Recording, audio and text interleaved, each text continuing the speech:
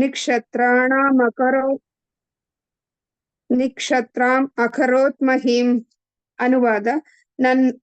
ತನ್ನ 16ನೇ ಅವತಾರದಲ್ಲಿ ಭಗವಂತನು ಭೃಗುಪತಿ 21 ಬಾರಿ ಭೂ ಪ್ರದಕ್ಷಿಣೆ ಮಾಡಿ ಕ್ಷತ್ರಿಯ ವರ್ಗದವರನ್ನೆಲ್ಲ ನಾಶ ಮಾಡಿದನು.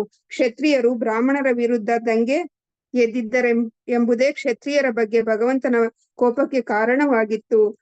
ಭಾವಾರ್ಥ: ಬ್ರಾಹ್ಮಣರ ಮಾರ್ಗದರ್ಶನದ ಪ್ರಕಾರ ಲೋಕವನ್ನು ಆಳುವ ಅಧಿಕಾರದ ವರ್ಗಕ್ಕೆ ಸೇರಿದ ಕ್ಷತ್ರಿಯರ ಕರ್ತವ್ಯ. ಬ್ರಾಹ್ಮಣರು ರಾಜರಿಗೆ ಶಾಸ್ತ್ರಗ್ರಂಥಗಳ ಆಧಾರದ ಪ್ರಕಾರ ಮಾರ್ಗದರ್ಶನ ಮಾಡುತ್ತಾರೆ.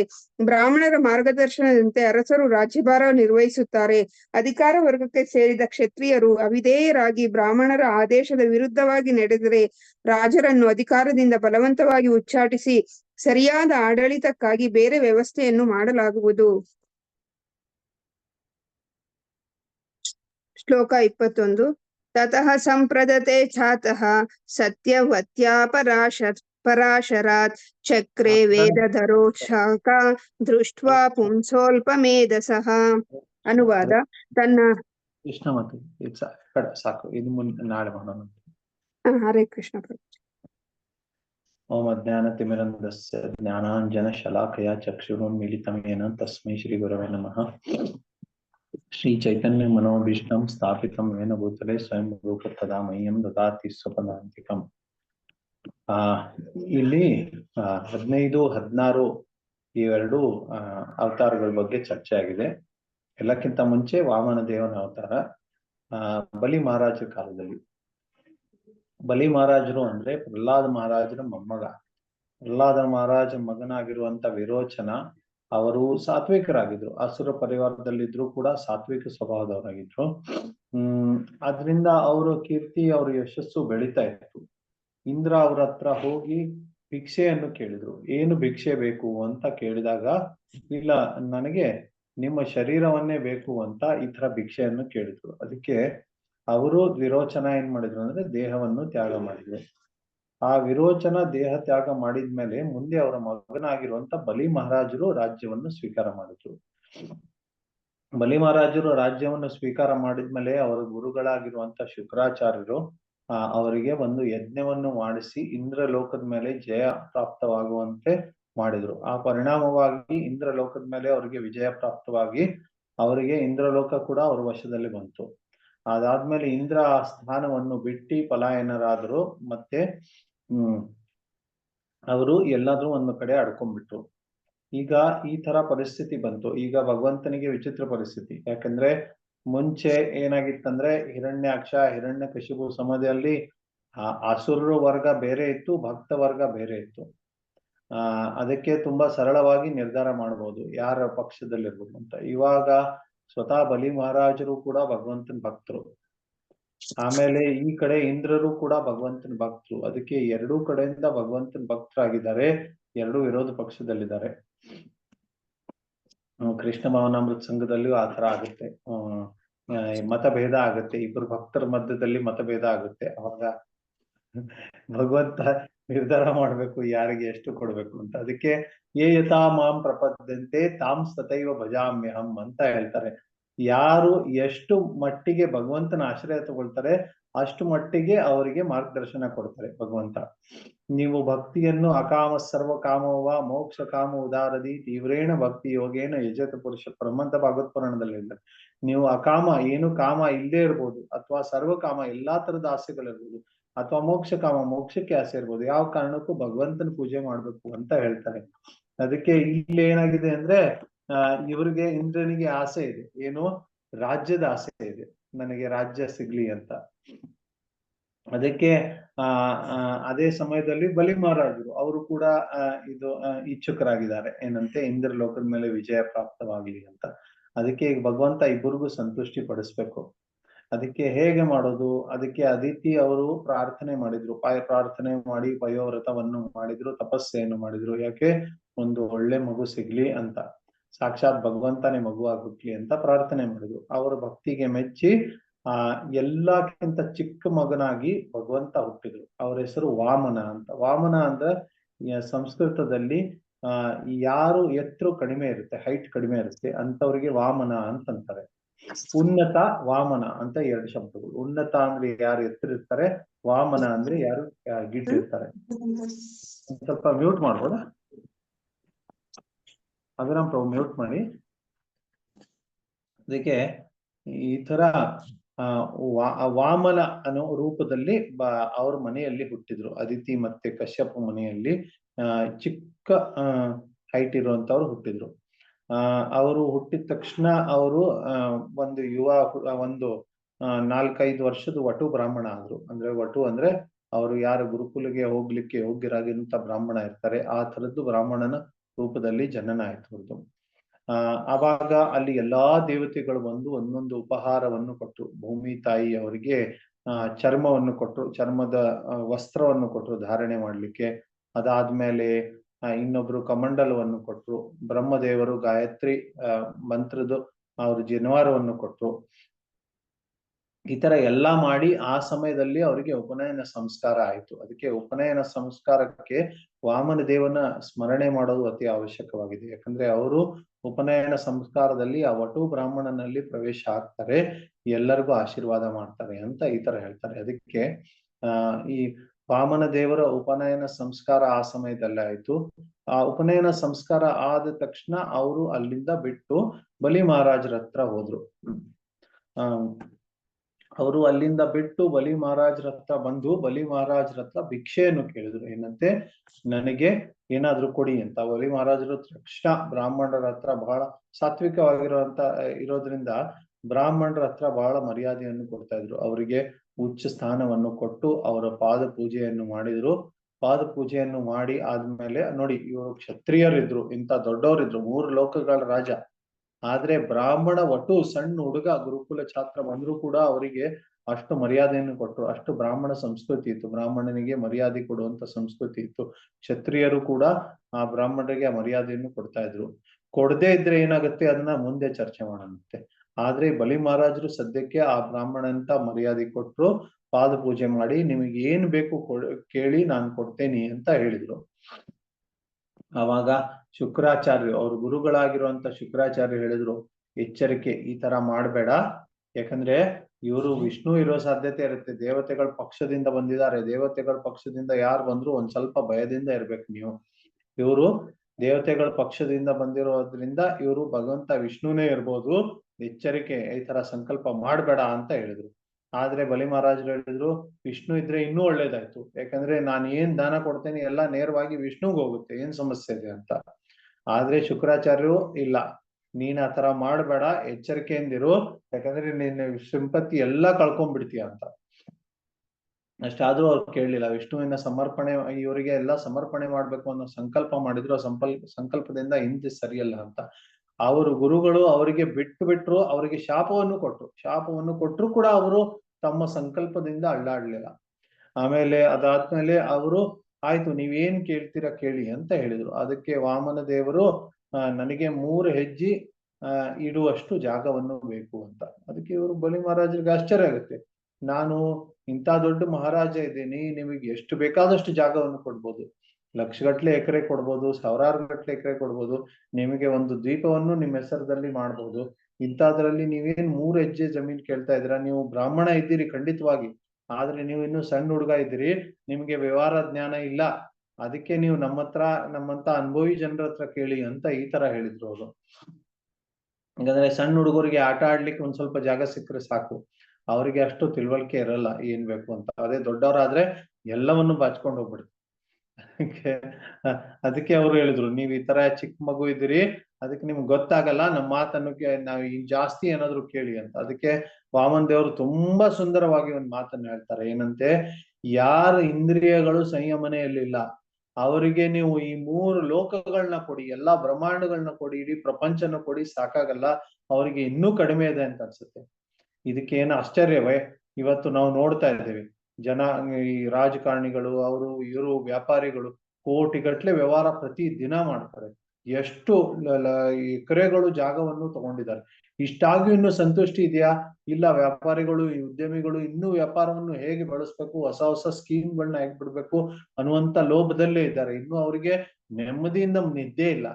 ರಾಜಕಾರಣಿಗಳು ಅವ್ರಿಗಾದ್ರೂ ನೆಮ್ಮದಿಯಿಂದ ನಿದ್ದೆ ಇದೆಯಾ? ಇಲ್ಲ. ಈ ಸರ್ತಿ ನಾನು ರಾಜ್ಯಭಾರ ಹೇಗೆ ಸ್ವೀಕಾರ ಮಾಡ್ಲಿ, ಈ ಸರಿ ಹೇಗೆ ದುಡ್ಡು ಮಾಡ್ಕೊಳ್ಳಿ, ಅದೇ ತರ ಚೇತನೆಯಲ್ಲಿದ್ದಾರೆ.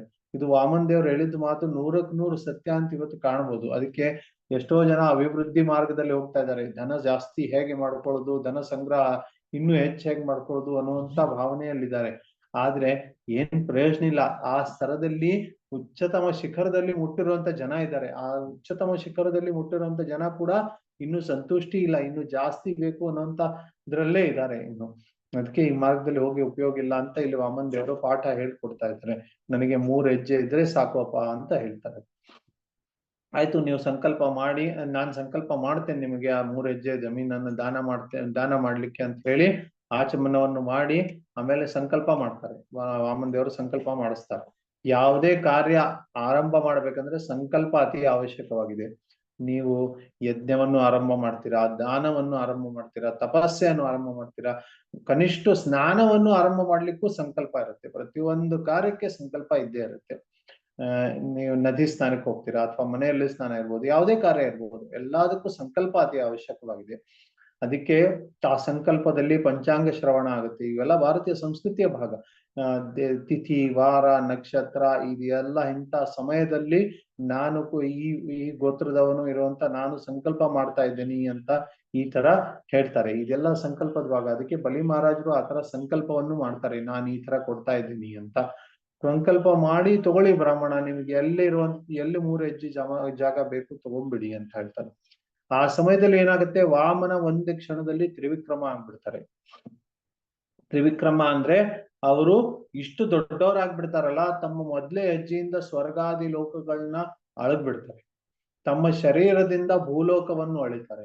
ಆಮೇಲೆ ತಮ್ಮ 2ನೇ ಹೆಜ್ಜೆಯಿಂದ ಪಾತಾಳ ಲೋಕವನ್ನು ಅಳೆದು ಬಿಡ್ತಾರೆ. ಅದಕ್ಕೆ 3 ಲೋಕಗಳು 2 ಹೆಜ್ಜೆಯಲ್ಲಿ ಸಮಾಶ್ರಿತವಾಗಿಬಿಡ್ತವೆ. ಅದಕ್ಕೆ ಅವರು ತ್ರಿವಿಕ್ರಮ, 3 ಲೋಕಗಳನ್ನು ಜಯಿಸಿದವರು ಅಂತ ಆ ತರ ಹೆಸರು ಬರುತ್ತೆ ಅವ್ರಿಗೆ.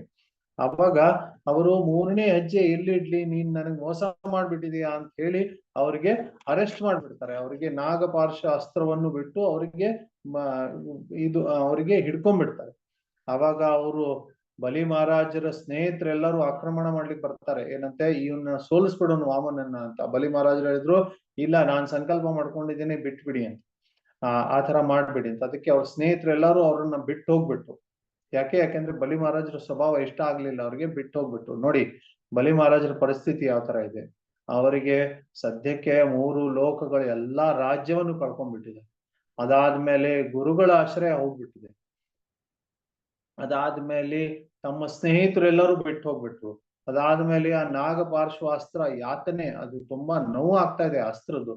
ಇಷ್ಟು ಎಲ್ಲಾ ಕಷ್ಟಗಳನ್ನ ಅನುಭವಿಸಿ ಆ ಪರಿಸ್ಥಿತಿಯಲ್ಲೂ ಕೂಡ ಅವರು ತಮ್ಮ ಸಂಕಲ್ಪದಿಂದ ಹಿಂದೆ ಸರಿತಾ ಇಲ್ಲ. ಭಗವಂತನ ಅರ್ಪಣೆ, ಭಗವಂತನ ಭಕ್ತಿ ಸೇವೆ, ಈ ಸಂಕಲ್ಪ ಏನಿದೆ ಆ ಸಂಕಲ್ಪದಿಂದ ಯಾವ ಕಾರಣಕ್ಕೂ ಹಿಂದೆ ಸರಿತಾ ಇಲ್ಲ ವಾಮನ ದೇವರು, ಬಲಿ ಮಹಾರಾಜರು ಇನ್ನು ದೃಢವಾಗಿ ಗಟ್ಟಿಯಾಗಿ ಹಿಡ್ಕೊಂಡ್ಬಿಟ್ಟಿದ್ದಾರೆ. ಅದಕ್ಕೆ ಅವರ ಆತ್ಮನಿವೇದನ ಪ್ರತೀಕ. 9 ವಿಧ ಭಕ್ತಿಯಲ್ಲಿ 9 ವಿಧಗಳಿದಾವಲ್ಲ, ಶ್ರವಣ, ಕೀರ್ತನ, ಸ್ಮರಣ, ವಂದನ, ಪಾದ ಸೇವನ, ಅರ್ಚನ, ದಾಸ್ಯ, ಸಾಖ್ಯ, ಆತ್ಮನಿವೇದನ. ಆತ್ಮನಿವೇದನ ಅಂದ್ರೆ ಸರ್ವಸ್ವವನ್ನು ಭಗವಂತನಿಗೆ ಸಮರ್ಪಣೆ ಮಾಡೋದು. ಇದಕ್ಕೆ ಮುಖ್ಯವಾದ ಉದಾಹರಣೆ ಅಂದ್ರೆ ಬಲಿ ಮಹಾರಾಜರು. ಇಷ್ಟೆಲ್ಲಾ ಪರಿಸ್ಥಿತಿ ಬಂತು, ಗುರುಗಳು ಅವರನ್ನ ಶಾಪ ಕೊಟ್ಟಿದ್ದಾರೆ, ಅವರು ಲೋಕಗಳು ಎಲ್ಲ ಕಳ್ಕೊಂಡ್ಬಿಟ್ಟಿದ್ದಾರೆ. ಆಮೇಲೆ ಅದಾದ್ಮೇಲೆ ಏನಾದ್ರೂ ಕೂಡ ಭಗವಂತನಿಗೆ ಇನ್ನೂ ಒಂದು ಅವಕಾಶ ಇದೆ, ನನ್ನ ಶರೀರ ಇನ್ನೂ ಇದೆಯಲ್ಲ, ಯಾಕೆ ಚಿಂತೆ ಮಾಡೋದು ನಾನು? ಲೋಕಗಳು ಹೋಗಿರ್ಬೋದು, ಆಸ್ತಿ ಎಲ್ಲ ಹೋಗಿರ್ಬೋದು, ಗುರುಗಳನ್ನ ನಾನು ಬಿಟ್ಟಿರ್ಬೋದು, ಸ್ನೇಹಿತರೆಲ್ಲರೂ ಬಿಟ್ಟಿರ್ಬೋದು, ಪರಿವಾರ ಜನರು ಬಿಟ್ಟಿರ್ಬೋದು, ಕೊನೆಗೆ ಶರೀರ ಆದ್ರೂ ಇನ್ನೂ ಇದೆ. ಆ ಶರೀರವನ್ನಾದ್ರೂ ನಾನು ಸಮರ್ಪಣೆ ಮಾಡ್ತೇನೆ ಅಂತ ತನ್ನ ತಲೆಯನ್ನು ಮುಂದೆ ಇಟ್ಟು ಆ ತಲೆಯನ್ನು ಕೂಡ ಭಗವಂತನಿಗೆ ಸಮರ್ಪಣೆ ಮಾಡಿದ್ರು. ಈ ತರ ಸಮರ್ಪಣೆ ಭಾವ ನಾವು ಬೆಳೆಸ್ಕೋಬೇಕು. ಭಗವಂತ ವಾಸ್ತವಿಕವಾಗಿ ಹೇಳ್ಬೇಕಂದ್ರೆ ಭಗವಂತನ್ ಬಿಟ್ಟು ಬೇರೆ ಯಾರ್ದು ಇಲ್ಲ. 3 ಲೋಕಗಳು ಭಗವಂತಂದ ಇದ್ದೇವೆ. ಬಲಿ ಮಹಾರಾಜರ ಹತ್ರ ಇರುವಂತ ಎಲ್ಲಾ ಆಸ್ತಿ ಸಂಪತ್ತು, ಸ್ನೇಹಿತರು, ಪರಿವಾರ ಜನರು ಎಲ್ಲರೂ ಭಗವಂತಂದೇ. ಆದ್ರೆ ಕಾಲಕ್ರಮೇಣ ನಾವೇನ್ ಅನ್ಕೊಳ್ತೀವಿ, ಇದು ನಮ್ಮದು ಅಂತ ಅನ್ಕೊಳ್ತೀವಿ. ಈಗೆಲ್ಲ ದೇವಸ್ಥಾನಕ್ಕೆ ಹೋಗಿರ್ತೀವಿ, ದೇವಸ್ಥಾನಕ್ಕೆ ಹೋದಾಗ ಪೂಜಾರಿ ತಟ್ಟೆ ತಗೊಂಡ್ಬರ್ತಾರೆ. ಪಾಕೆಟ್ ಇಂದ ನಾವು ದಕ್ಷಿಣೆ ಹಾಕ್ಲಿಕ್ಕೆ ದಕ್ಷಿಣೆ ತೆಗಿತೇವೆ. 50 ರೂಪಾಯಿ ಕೊಡ್ಬೇಕು ಅಂತ ಮನಸ್ಸಲ್ಲಿರ್ಬೋದು, ಒಂದೇ ಸರ್ತಿ ಪಾಕೆಟ್ ಇಂದ 500 ರೂಪಾಯಿ ಬಂದ್ಬಿಡುತ್ತೆ. ಏನ್ ಭಾವನೆ ಇರುತ್ತೆ ನಮ್ಮಲ್ಲಿ? ಬಿಸಿ ತುಪ್ಪ ಆದಂಗೆ. ಬಿಸಿ ತುಪ್ಪ ಕುಡ್ದಿದಾಗ ಏನ್ ಮಾಡ್ಬೋದು, ಕುಡಿಲಿಕ್ಕೂ ಆಗಲ್ಲ, ಉಗುಳ್ಲಿಕ್ಕೂ ಆಗಲ್ಲ. ಯಾಕೆ? ಉಗಿದ್ ಬಿಟ್ರೆ ಅಷ್ಟು ತುಪ್ಪ ಲಾಸ್ ಆಗುತ್ತೆ, ಕುಡಿದ್ ಬಿಟ್ರೆ ಬಿಸಿ. ಅದಕ್ಕೆ ಆ ತರ ಪರಿಸ್ಥಿತಿ ಪೂಜಾರಿ ತಟ್ಟೆ ಮುಂದೆ ಆಗುತ್ತೆ. ಈಗ 500 ರೂಪಾಯಿ ಬಂದಿದೆ, ಒಳಗಡೆನೂ ಇಡ್ಲಿಕ್ಕಾಗಲ್ಲ, ತಟ್ಟೆಯಲ್ಲೂ ಹಾಕ್ಲಿಕ್ಕಾಗಲ್ಲ. ಎಷ್ಟು ಪಶ್ಚಾತ್ತಾಪ ಆಗುತ್ತೆ ನಮ್ಗೆ.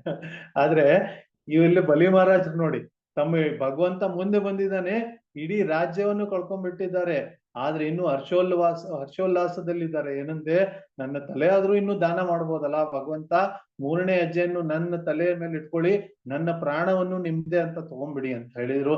ಆತರ ದಾನ ನೋಡಿ. ಕೊನೆಗೆ ಬ್ರಹ್ಮದೇವರು ಬಂದು, ಪ್ರಹ್ಲಾದ್ ಮಹಾರಾಜರು ಬಂದ್ರು, ಎಲ್ಲರೂ ಭಗವಂತನಿಗೆ ಕೇಳ್ತಾರೆ ಏನಂತೆ, ಏನ್ ಭಗವಂತ ನಮೇ ಭಕ್ತ್ಯಾ ಪ್ರಣಶ್ಯತಿ ಅಂತ ನೀವು ಭಗವದ್ಗೀತೆಯಲ್ಲಿ ಹೇಳಿದಿರಾ, ಸ್ವಲ್ಪಮಪ್ಯಸ್ಯ ಧರ್ಮಸ್ಯ ತ್ರಾಯತೆ ಮಹತ್ವ ಭಯತ್ ಅಂತ ಹೇಳಿದಿರಾ, ಸ್ವಲ್ಪ ಭಕ್ತಿ ಮಾಡಿದ್ರು ನೀವು ಭಯದಿಂದ ತಪ್ಪಿಸ್ತಾರೆ ಅಂತ ಈ ತರ ಎಲ್ಲ ಉಪದೇಶಗಳನ್ನ ಕೊಟ್ಟಿದ್ದೀರಾ. ಇಲ್ಲಿ ನಿಮ್ಮ ಭಕ್ತ ಎಲ್ಲ ಆತ್ಮ ಸಮರ್ಪಣೆ ಮಾಡ್ತಾ ಇದ್ದಾನೆ, ಅವ್ರ ಮೇಲೆ ನೀವೇನಾದ್ರು ಕೃಪೆ ತೋರ್ಸಲ್ವೇ ಅಂತ ಈ ತರ ಪ್ರಶ್ನೆ ಕೇಳ್ತಾರೆ. ಅಂದ್ರೆ ವಿನಮ್ರ ಭಾವದಿಂದ ಕೇಳ್ತಾರೆ. ಆದ್ರೆ ಆ ಬ್ರಹ್ಮದೇವರಿಗೂ ಕೇಳ್ಬೇಕನ್ನೋ ಪ್ರಸಂಗ ಬಂತು ಅಷ್ಟು. ಆದ್ರೆ ಭಗವಂತ ಹೇಳ್ತಾರೆ, ಯಾವ ಕಾರಣಕ್ಕೂ ನನ್ನ ಭಕ್ತನ್ ನಾನು ಬಿಡಲ್ಲಪ್ಪ, ಸಾಧ್ಯವೇ ಇಲ್ಲ.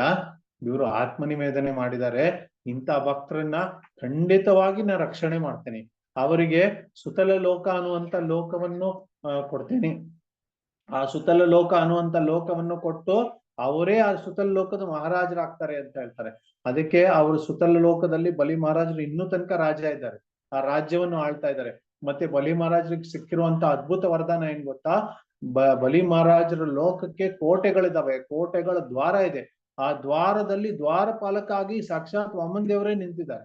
ಪ್ರತಿದಿನ ದ್ವಾರಪಾಲಕರಾಗಿ ವಾಮನ್ ದೇವ ನಿಂತು ಬಲಿ ಮಹಾರಾಜರಿಗೆ ಪ್ರತಿದಿನ ದರ್ಶನವನ್ನು ಕೊಡ್ತಾ ಇದ್ದಾರೆ, ಪ್ರತಿದಿನ ಸೇವೆಯನ್ನು ಕೊಡ್ತಾ ಇದ್ದಾರೆ ಅವರು. ಈ ತರ ಅದ್ಭುತ ಅವರಿಗೆ ಗಂತವ್ಯ ಸಿಕ್ತು ಬಲಿ ಮಹಾರಾಜರಿಗೆ. ಮತ್ತೆ ಮುಂದೆ ಯಾವಾಗ ಈ ಮನ್ವಂತರ ಸಮಾಪ್ತ ಆಗುತ್ತೆ, ಮನ್ವಂತರ ಸಮಾಪ್ತ ಆದಾಗ ಇಂದ್ರ ದೇವರ ಸ್ಥಾನವನ್ನು ಖಾಲಿ ಮಾಡಿಸ್ತಾರೆ. ಅವರು ತಮ್ಮ ಸುದರ್ಶನವನ್ನು ಪ್ರಯೋಗ ಮಾಡಿ ಇಂದ್ರ ದೇವರ ಸ್ಥಾನವನ್ನು ಖಾಲಿ ಮಾಡಿ ಆ ಇಂದ್ರ ದೇವರ ಸ್ಥಾನವನ್ನು ಬಲಿ ಮಹಾರಾಜರಿಗೆ ಕೊಡ್ತಾರೆ. ಅದಕ್ಕೆ ಮುಂದೆ ಸಾವರ್ಣಿ ಮನು ಯಾವಾಗ ಬರ್ತಾರೆ, ಸಾವರ್ಣಿ ಮನು ಬಂದಾಗ ಆ ಇಂದ್ರನ ಸ್ಥಾನ ಸಾಕ್ಷಾತ್ ಬಲಿ ಮಹಾರಾಜರಿಗೆ ಸಿಗೋದಿದೆ. ಮುಂದಿನ ಮನ್ವಂತರದಲ್ಲಿ ಬಲಿ ಮಹಾರಾಜರೇ ಇಂದ್ರ ಆಗವ್ರೆ. ಈ ತರದ ವರದಾನವನ್ನು ಭಗವಂತ ಬಲಿ ಮಹಾರಾಜರಿಗೆ ಕೊಟ್ಟರು, ಅವರಿಗೆ ಆತ್ಮಸಮರ್ಪಣೆ ಮಾಡಿರುವಂತ ಕಾರಣದಿಂದ. ಇಂದ್ರನಿಗೆ ರಾಜ್ಯ ಸಿಕ್ತು, ಆದ್ರೆ ಬಲಿ ಮಹಾರಾಜರಿಗೆ ರಾಜ್ಯಕ್ಕಿಂತ ಜಾಸ್ತಿ ಸಿಕ್ತು. ಏನು ಸಿಕ್ತು, ಸಾಕ್ಷಾತ್ ವಾಮನ್ ದೇವರ ದರ್ಶನ ಸಿಕ್ತು. ಇಲ್ಲ ಅದಕ್ಕೆ ಈ ತರ ಆತ್ಮನಿವೇದನದ ಪರಿಣಾಮ ಈ ತರ ಆಗುತ್ತೆ. ಭಗವಂತನಿಗೆ ಸಮರ್ಪಣೆ ಮಾಡಿದ್ರೆ ಏನೂ ಲಾಸ್ ಆಗಲ್ಲ, ಹೊರತು ನಮಗೆ ಲಾಭ ಆಗುತ್ತೆ ಅಂತ. ಅದಕ್ಕೆ ನಾವು ಏನಿದೆ ಭಗವಂತನಿಗೆ ಸಮರ್ಪಣೆ ಮಾಡ್ಬೇಕು ಅಂತ ಬಲಿ ಮಹಾರಾಜರಿಂದ. ಅದಕ್ಕೆ ಸಂಸ್ಕೃತ ವ್ಯಾಕರಣದಲ್ಲಿ ಬಹಳಷ್ಟು ಅದ್ಭುತವಾದದ್ದು. ಜೀವ ಗೋಸ್ವಾಮಿ ಈ ವಾಮನ ತ್ರಿವಿಕ್ರಮ ಲೀಲೆಯಿಂದ ಬಹಳ ಅದ್ಭುತವಾಗಿ ವ್ಯಾಕರಣವನ್ನು ಹೇಳ್ಕೊಟ್ಟಿದ್ದಾರೆ. ಅದೊಂದು ರೋಚಕವಾಗಿದೆ, ಹೇಳ್ಬೇಕಂತ ಬಯಸ್ತೇನೆ. ಸವರ್ಣ ದೀರ್ಘ ಸಂಧಿ ಅಂತ ಹೇಳ್ತಾರೆ. ಸವರ್ಣ ದೀರ್ಘ ಸಂಧಿ ಅಂದ್ರೆ ಅ ಪ್ಲಸ್ ಅ ಸೇರಿದ್ರೆ ಆ ಆಗತ್ತೆ, ಉ ಸೇರಿದ್ರೆ ಊ ಆಗುತ್ತೆ. ಇದು ಸವರ್ಣ ದೀರ್ಘ ಸಂಧಿ. ಹರಿ ಪ್ಲಸ್ ಈಶ, ಹರೀಶ, ಈ ತರ ಈ ದೀರ್ಘ ಆಗುತ್ತೆ, ಇದಕ್ಕೆ ಸವರ್ಣ ದೀರ್ಘ ಸಂಧಿ. ರಾಮ ಅಚ್ಯುತ, ರಾಮಾಚ್ಯುತ ಅಂತ ಆಗುತ್ತೆ. ಅದಕ್ಕೆ ಜೀವ ಗೋಸ್ವಾಮಿ ಏನ್ ಹೇಳ್ತಾರೆ, ಇದಕ್ಕೆ ಸವರ್ಣ ದೀರ್ಘ ಸಂಧಿ ಅಂತ ಹೇಳಲ್ಲ. ಅ ಇದು ವಾಮನ, ಆಮೇಲೆ ಆ ಇದು ತ್ರಿವಿಕ್ರಮ ಅಂತ ಸಂಜ್ಞೆ ಮಾಡಿದ್ದಾರೆ ಅವರು. ಅದಕ್ಕೆ ಅ ಸೇರಿದ್ರೆ ಆ ಆಗುತ್ತೆ, ಈ ಸೇರಿದ್ರೆ ಈ ಆಗುತ್ತೆ. ಅದಕ್ಕೆ ಹರಿ ಈಶ ಇವೆರಡು ವಾಮನ, ಎರಡು ಸೇರಿದ್ರೆ ತ್ರಿವಿಕ್ರಮ ಈ ಆಗುತ್ತೆ. ಈ ತರ ತ್ರಿವಿಕ್ರಮ ಲೀಲೆಯನ್ನು ಸಂಧಿಯಲ್ಲೂ ಕೂಡ ಕಾಣಬಹುದು ಅಂತ ಜೀವ ಗೋಸ್ವಾಮಿ ಅದ್ಭುತವಾಗಿ ವ್ಯಾಕರಣವನ್ನು ಹೇಳ್ಕೊಟ್ಟಿದ್ದಾರೆ. ಇದು ಬಹಳ ರೋಚಕವಾಗಿದೆ, ಇದು ಬಹಳ ರಸಪೂರ್ವಕವಾಗಿದೆ ಈ ವ್ಯಾಕರಣ, ಹರಿನಾಮಾಮೃತ ವ್ಯಾಕರಣ. ಎಲ್ಲರೂ ಅಧ್ಯಯನ ಮಾಡ್ಬೇಕು ಅಂತ ವಿನಂತಿ. ಇಷ್ಟಾದ್ಮೇಲೆ ಬಲಿ ಮಹಾರಾಜರ ಲೀಲೆ ಆಯ್ತು. ಇನ್ನ ಕಾಲಕ್ರಮೇಣ ಏನಂತಂದ್ರೆ ಭೂಲೋಕದಲ್ಲಿ ಕ್ಷತ್ರಿಯರಿಗೆ ಬಹಳ ಅಹಂಕಾರ ಬರ್ತದೆ. ಕಾರ್ತಿವೀರ ಅರ್ಜುನ ಅನ್ನುವಂತ ಮಹಾರಾಜರಿದ್ರು. ಮೊನ್ನೆ ನಾವು ಕಾರ್ತಿವೀರ ಅರ್ಜುನನ ಲೀಲೆ, ದತ್ತಾತ್ರೇಯ ಲೀಲೆಯಲ್ಲಿ ಚರ್ಚೆ ಮಾಡಿದ್ವಿ ನಾವು. ಕಾರ್ತಿವೀರ ಅರ್ಜುನಿಗೆ ದತ್ತಾತ್ರೇಯ ಹತ್ರ ಆಶೀರ್ವಾದ ಸಿಕ್ಕಿ ಅವರಿಗೆ ತುಂಬಾ ಬಲ ಬರುತ್ತೆ, ತುಂಬಾ ಶಕ್ತಿ ಬರುತ್ತೆ, ತುಂಬಾ ರಾಜ್ಯ ವಿಸ್ತಾರ ಆಗುತ್ತೆ. ಆ ತರ ವಿಸ್ತೃತ ರಾಜ್ಯರಾಗಿ ಆ ಬಲ ಶಕ್ತಿ ಬಂದಿರೋ ಕಾರಣದಿಂದ ಏನಾಗುತ್ತೆ, ಅವರಿಗೆ ಅಹಂಕಾರ ಬರುತ್ತೆ.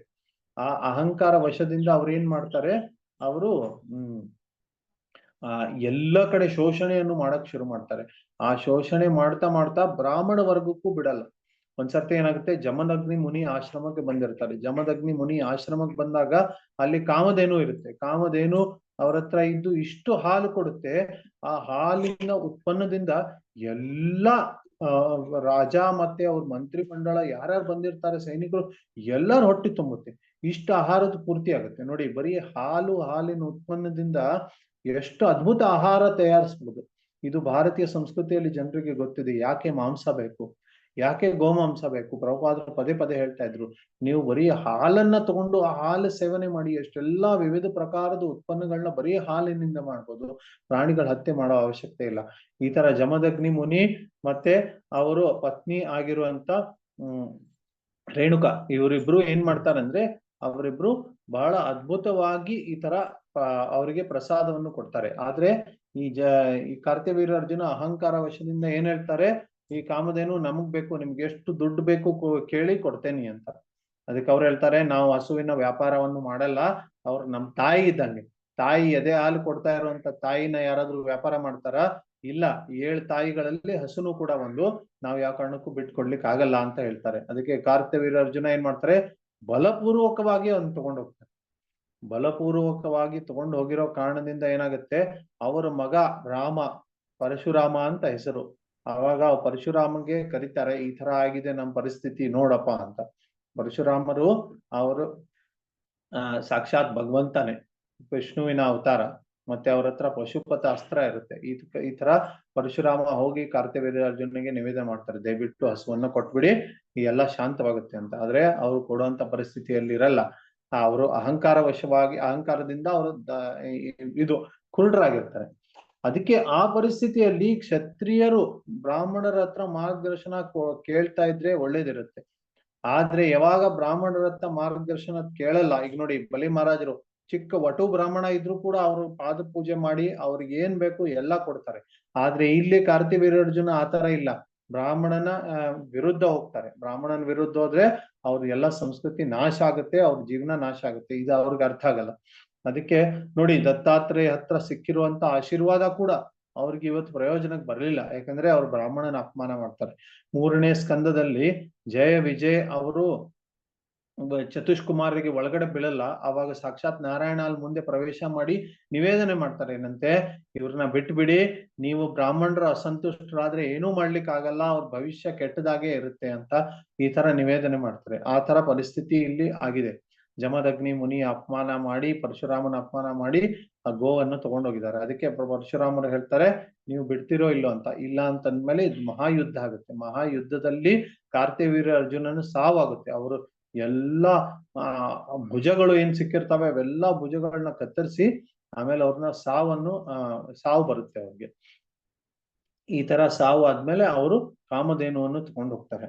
ಕಾಮಧೇನುವನ್ನು ತಗೊಂಡು ಹೋಗಿರೋ ಸಮಯದಲ್ಲಿ ಕಾರ್ತ್ಯವೀರ್ಯ ಅರ್ಜುನನ ಮಕ್ಕಳು ತುಂಬಾ ವಿಚಲಿತರಾಗ್ತಾರೆ. ಅವರು ಈ ತರ ನಮ್ಮ ತಂದೆಗೆ ಈ ತರ ಹತ್ಯೆ ಮಾಡಿದ್ರು, ಅದಕ್ಕೆ ಇವ್ರಿಗೆ ದಂಡ ವಿಧಿಸ್ಬೇಕು ಅಂತ ಹೇಳಿ ಅವ್ರ ಮನೆಗೆ ಹೋಗಿ ಅವರು ಜಮದಗ್ನಿ ಮುನಿಯನ್ನು ಹತ್ಯೆ ಮಾಡ್ತಾರೆ. ಅವ್ರ ತಂದೆ ಬರೀ ಕಾಮಧೇನುವನ್ನು ತಗೊಂಡೋಗಿದ್ರು, ಅದಕ್ಕೆ ಅವ್ರಿಗೆ ಇಷ್ಟು ದಂಡ ಆಯ್ತು. ಸ್ವಲ್ಪ ಯೋಚನೆ ಮಾಡಿ, ಇವ್ರು ಬ್ರಹ್ಮ ಹತ್ಯೆ ಪಾಪ ಬರುತ್ತೆ. ಬ್ರಾಹ್ಮಣ ಜಮದಗ್ನಿ ಮುನಿಯನ್ನ ಹತ್ಯೆ ಮಾಡ್ತಾರೆ, ಬ್ರಹ್ಮಹತ್ಯೆ ಪಾಪ ಬರುತ್ತೆ. ಅದಕ್ಕೆ ಪರಶುರಾಮರು ಸಂಕಲ್ಪ ಮಾಡ್ತಾರೆ, ಈ ಕ್ಷತ್ರಿಯರಿಗೆ ದಂಡ ವಿಧಿಸ್ಬೇಕು ಅಂತ. 17 ಸರ್ತಿ ಕ್ಷತ್ರಿಯರನ್ನ ಈ ಕುಲದಿಂದ, ಈ ಭೂಲೋಕದಿಂದಾನೇ ಓಡಿಸ್ಬಿಡ್ತಾರೆ. ಬೇರೆ ಬೇರೆ ಕಡೆ ಆಶ್ರಯ ತಗೊಳ್ತಾರೆ. ಈ ಭಾರತ ವರ್ಷ ಏನಿದೆ, ಆ ಭಾರತ ವರ್ಷದಿಂದ 17 ಸರ್ತಿ ಕ್ಷತ್ರಿಯರನ್ನ ಸೋಲಿಸಿ, ಎಷ್ಟೋ ಕ್ಷತ್ರಿಯರನ್ನ ಹತ್ಯೆ ಮಾಡಿ ಬೇರೆ ಕ್ಷತ್ರಿಯರನ್ನ ಎಲ್ಲ ಓಡಿಸ್ಬಿಡ್ತಾರೆ. ಇಷ್ಟು ಪರಿಸ್ಥಿತಿ ಬರುತ್ತೆ. ಬ್ರಾಹ್ಮಣ ಅಂತ ಹೆಸರು ಕೇಳಿದ್ರೆ ಕಂಪನಿ ಆಗ್ಲಿಕ್ಕೆ ಶುರು ಆಗುತ್ತೆ ಕ್ಷತ್ರಿಯರಿಗೆ. ಇಷ್ಟು ಭಯ ಬಂದ್ಬಿಟ್ಟಿರುತ್ತೆ. ಪರಶುರಾಮರ ಭಯ ಇಷ್ಟು ಜಾಸ್ತಿ ಇರುತ್ತಲ್ಲ, ಎಲ್ಲಾ ಕ್ಷತ್ರಿಯ ವಂಶರು ಭಯ ಪಡ್ಕೊಂಡಿರ್ತಾರೆ. ಅದಕ್ಕೆ ಎಷ್ಟೋ ಕಾಲ ತನಕ ಭಗವಾನ್ ರಾಮಚಂದ್ರ ಬರೋ ತನಕ ಪರಶುರಾಮರ ಭಯ ಕ್ಷತ್ರಿಯ ಹೃದಯದಲ್ಲಿ ತುಂಬಾ ಕಾಡ್ತಾ ಇರುತ್ತೆ. ಅವರು ಯಾವ ಕಾರಣದಿಂದ ಒಬ್ಬ ಈ ತರ ಗಟ್ಟಿ ಧೈರ್ಯಶಾಲಿ ಕ್ಷತ್ರಿಯ ಬರ್ಲಿಲ್ಲ ಪರಶುರಾಮನ್ನ ಎದುರಿಸ್ಲಿಕ್ಕೆ. ಎಷ್ಟು ಭಯಂಕರ ಭಯ ಆಗ್ಬಿಟ್ಟಿರುತ್ತೆ ಪರಶುರಾಮನ ಕಂಡ ಮೇಲೆ. ಆಮೇಲೆ ಕೊನೆಗೆ ಯಾವಾಗ ರಾಮಚಂದ್ರ ಬರ್ತಾರೆ, ರಾಮಚಂದ್ರ ಸೀತೆ ವಿವಾಹ ಮಾಡ್ತಾರೆ, ಆವಾಗ ಪರಶುರಾಮರು ಬಂದು ಕೇಳ್ತಾರೆ, ಏನಂತೆ, ಅದ್ ಹೆಂಗೆ ಶಿವಧನುಷ ಮುರಿದಿದ್ದೀರಾ ನೀವು ಅಂತ. ಆವಾಗ ಆ ಚುನೌತಿ ಬಂದಾಗ ಆವಾಗ ಪರಶುರಾಮರ ಶಕ್ತಿಯನ್ನ ಕಳಿಯೋ ತರ ಭಗವಂತ ಪಡ್ತಾರೆ. ಯಾಕಂದ್ರೆ ಅವರು ಕೂಡ ಸಾಕ್ಷಾತ್ ವಿಷ್ಣು ಅವತಾರನೇ. ಪರಶುರಾಮನೂ ವಿಷ್ಣುನೇ, ರಾಮನು ವಿಷ್ಣುನೇ. ಅವಾಗ ಪರಶುರಾಮರಿಗೆ ಶಾಂತ ಮಾಡ್ತಾರೆ ಭಗವಾನ್ ಶ್ರೀ ರಾಮಚಂದ್ರ. ಅದಕ್ಕೆ ಈ ತರ ಅದ್ಭುತ ಶಕ್ತಿಯನ್ನು ಪ್ರದರ್ಶನ ಮಾಡಿ ಪರಶುರಾಮರು ಬಹಳ ಪರಶುರಾಮರು ಕ್ಷತ್ರಿಯರ ಮೇಲೆ ದಮನ ಮಾಡುವಂತದ್ ಮಾಡ್ತಾರೆ. ಈಗ ಈ ಪರಶುರಾಮರು ಚಿರಂಜೀವಿಗಳು, 7 ಚಿರಂಜೀವಿಗಳಲ್ಲಿ ಪರಶುರಾಮರು ಇನ್ನೂ ತನಕ ಅವರು ಬದುಕಿದ್ದಾರೆ, ಇನ್ನೂ ತನಕ ಅವರು ಜೀವಂತವಾಗಿದ್ದಾರೆ. ಇಲ್ಲಿ ನಾವು ಉಡುಪಿ ಹತ್ರ ಹೋದಾಗ ಅಲ್ಲಿ ಒಂದು ಬೆಟ್ಟ ಇದೆ. ಆ ಬೆಟ್ಟದ ಮೇಲೆ ಒಂದು ದೇವಿಯ ವಿಗ್ರಹ ಇದೆ. ಆ ದೇವಿಯ ವಿಗ್ರಹ ಅಲ್ಲಿ ಮಧ್ವಾಚಾರ್ಯ ಪೂಜೆ ಮಾಡ್ತಾ ಇದ್ರು. ಅವ್ರ ತಾಯಿ ಕರೆದ್ರು, ಬಾರೋ ವಸುದೇವ ಅಂತ ಕರೆದ್ಮೇಲೆ ಅವ್ರು ಇನ್ನು ಸಣ್ಣ ವಯಸ್ಸವ್ರಿದ್ರು. ಅವರು 2 ಹೆಜ್ಜೆ ಇಟ್ಟು ಬೆಟ್ಟದ ಮೇಲಿಂದ ಜಿಗಿದು ಅವ್ರ ತಾಯಿ ಹತ್ರ ಹೋಗ್ತಾರೆ. ಆ 1ನೇ ಹೆಜ್ಜೆಯಲ್ಲಿ ಮಣಿಮಂತ ಅನ್ನುವಂತ ದೈತ್ಯ ಸರ್ಪ ರೂಪದಲ್ಲಿರ್ತಾರೆ. ಆ ಸರ್ಪದ ಮೇಲೆ ಕಾಲಿಟ್ಟು ಅವ್ರನ್ನ ಹತ್ಯೆ ಮಾಡಿ ಇನ್ನೊಂದು ಹೆಜ್ಜೆಯಲ್ಲಿ ತಾಯಿ ಮುಂದೆ ಬರ್ತಾರೆ ಅವರು. ಆ ತರ ಶಕ್ತಿಶಾಲಿ ವ್ಯಕ್ತಿ ಇರ್ತಾರೆ. ಆ ಬೆಟ್ಟದ ಕೆಳಗಡೆ ಪರಶುರಾಮ ಗುಹೆ ಇದೆ ಅಂತ. ಆ ಪರಶುರಾಮ ಗುಹೆಯಲ್ಲಿ ಇನ್ನೂ ತನಕ ಪರಶುರಾಮ ಧ್ಯಾನ ಮಾಡ್ತಾ ಕುತ್ಕೊಂಡಿದ್ದಾರೆ ಅಂತ ಈ ತರ ಹೇಳ್ತಾರೆ. ಅದಕ್ಕೆ ಅವರು ಚಿರಂಜೀವಿಗಳು, ಇನ್ನೂ ತನ ಮನುಷ್ಯ ಕುಲದಲ್ಲಿ ಇದ್ದಾರೆ. ಹರೇ ಕೃಷ್ಣ. यहाँ पे वामन देव का और परशुराम देव का अवतार के बारे में चर्चा किया गया है। हिंदी में अनुवाद चाहिए जी। तो वामन देव और परशुराम देव दोनों के बारे में चर्चा किया गया है। वामन देव तब अवतरित हुए जब बलि महाराज ने इंद्रदेव को अपने राज्य से बाहर निकाल दिया था। जब विरोचन, प्रहलाद महाराज के पुत्र विरोचन राजा थे, तो इंद्रदेव आके भिक्षा पूछे उन्हें, यह भिक्षा पूछे कि आपका शरीर ही हमें दे दीजिए। तो विरोचन ने अपना शरीर त्याग कर दिया। तो उसके परिणाम से क्या हुआ कि बलि महाराज राजा बने और शुक्राचार्य के मार्गदर्शन से उन्होंने एक ऐसा यज्ञ संपन्न किया जिससे उनको स्वर्ग का विजय प्राप्त हो। और इस प्रकार से वो स्वर्ग का विजय प्राप्त किए। स्वर्ग लोक में आते ही इंद्रदेव वहां से पलायन कर चुके थे। क्यों? क्योंकि बलि महाराज के भय से। और फिर इंद्रदेव और सारे देवता यहाँ वहां जाके छुप गए। तो उनकी माता जो अदिति थी वे विचलित हुई और भगवान से प्रार्थना करके पयोव्रत का व्रत किया। और पयोव्रत के परिणाम से उनको एक पुत्र जन्म हुए, सबसे छोटे पुत्र ये थे वामन। वामन का अर्थ संस्कृत में जो जिनका हाइट बहुत कम है, ऐसे व्यक्ति को वामन कहते हैं। तो ये जो वामन है वटु, तो ये वामन वटु उस समय जन्म लिए तो आके ब्रह्मा जी और सारी देवता उनकी पूजा किए और भूमि देवी उनको चमड़ा दिए जिससे कि वो वस्त्र बना सके। और फिर ब्रह्मदेव ने उनको जनेऊ दिया और गायत्री उपदेश दिया। तो इस प्रकार से उनका उपनयन उसी समय हुआ था। तो आज भी जब उपनयन होता है तो वटुओं के रूप में वामन देव आते हैं, ऐसे कहा जाता है। और उपनयन के समय वामन पुराण का उच्चार करना चाहिए, वामन पुराण को की चर्चा करनी चाहिए, ऐसे भी बताया गया है। तो ऐसे वामन देव फिर वहां पे सब पूजा स्वीकार करने के बाद उस स्थान से भिक्षा मांगने के लिए निकले। आज भी ऐसी परिस्थिति, आज भी ऐसी संप्रदाय है कि उपनयन के बाद भिक्षा मांगनी चाहिए। तो यह वामन देव वहां से निकले भिक्षा मांगने के लिए, बलि महाराज के पास गए। और बलि महाराज उनको देखते ही, ब्राह्मण को सम्मान करना चाहिए, इतने भी बड़े क्षत्रिय हो परंतु ब्राह्मण आए तो उनके आशीर्वाद लेना चाहिए। इस प्रकार से उन्होंने क्या किया, उनको उच्च स्थान देके उनकी पाद पूजा की और फिर उनको पूछा आपको जो चाहिए बताइए, मैं संकल्प करने के लिए तैयार हूँ। तो वामन देव कहते हैं कि 3 पग जमीन चाहिए। परंतु बलि महाराज हंसने लगे, आप ब्राह्मण देव, आप इतने आदरणीय ब्राह्मण है परंतु आप वटु है, आप छोटे बच्चे हैं, आपको व्यवहार पता नहीं है। 3 पग जमीन से क्या होगा, आप अपने खेलने के लिए थोड़ा सा जमीन ले रहे हैं, आप कुछ भी पूछ सकते हैं मुझे, आप चाहे तो सैकड़ों एकड़ पूछ सकते हैं और फिर कोई द्वीप पूछ सकते हैं, मैं कुछ भी देने के लिए तैयार हूँ। आप थोड़ा हमसे सलाह लीजिए कि कितना जमीन चाहिए, आप अभी बच्चे हैं। परंतु वामन देव बहुत अद्भुत बात कहते हैं कि जिनके इंद्रिय संयमन में नहीं है उनको 3 लोक मिले तो भी वो संतुष्ट नहीं हो पाएंगे, तो क्या प्रयोजन है। बहुत अद्भुत बात कही। आजकल कितने लोग समझते हैं, उद्यमी है, राजकारणी है, वो ये बात नहीं समझते। उनको क्या है कि और चाहिए और चीज, इतना हजारों एकड़ जमीन है फिर भी, और लाखों करोड़ों के पैसा है फिर भी और चाहिए, और अधिकार चाहिए, और ऐसे पैसे चाहिए, ऐसे प्रयत्न करे। प्रभु ಒಂದು ಸ್ವಲ್ಪ ಮ್ಯೂಟ್ ಮಾಡಿ अग्रम को। तो इसलिए इसके लिए प्रयत्न कर रहे हैं। तो वामन देव ने बहुत बढ़िया कहा कि 3 पग जमीन से संतुष्ट नहीं होगा तो कितने भी जमीन से मैं संतुष्ट नहीं हो पाऊंगा, तो इसलिए इतना ही चाहिए। तो फिर बलि महाराज ने कहा ठीक है आपकी इच्छा, आप जो निर्णय मैं संकल्प कर लेता हूँ। परंतु उनके गुरु ने कहा नहीं, ये विष्णु हो सकते हैं, इसके जाल में मत फंसिए आप, इनको कुछ संकल्प ना कीजिए। तो फिर बलि महाराज उस समय कहते हैं कि अब बहुत बढ़िया है, अगर विष्णु है तो और अच्छा है, क्योंकि मेरा समर्पण विष्णु के लिए ही जा रहा है, ऐसा क्या समस्या है। नहीं, वो सब कुछ ले लेंगे, देवताओं का चाल है, और अच्छा है, जब विष्णु सब कुछ ले ले तो उसमें क्या हानि, क्या है, लेने दीजिए। ऐसे उन्होंने संकल्प किया। तो शुक्राचार्य नाखुश होके उन्होंने उनको शाप दिया, उन्होंने उनका त्याग किया और शाप दिया कि आपका सब कुछ अच्छा नहीं होगा। फिर उसके बाद बलि महाराज ने संकल्प किया और वामन देव एक क्षण में त्रिविक्रम बन गए, इतने बड़े आकार का प्रदर्शन किया, इतना बड़ा काय दिखाया उन्होंने। पहले पग से उन्होंने स्वर्ग को नाप दिया, अपने शरीर से भूलोक को नाप दिया, और दूसरे पग से पाताल लोक को नाप दिया, सुतल लोक पाताल लोक सब कुछ नाप दिया। इस प्रकार से उन्होंने दो पगों में बलि महाराज का सारा राज्य ले लिया। अब देखिए बलि महाराज की परिस्थिति कैसी है। उनको एक जगह पे गुरु त्याग किए, सारी संपत्ति उनकी चली गई है, कोई और ले गया है, भगवान ले गए हैं। और फिर उसके बाद अपने बंधुजन सब निकल गए हैं।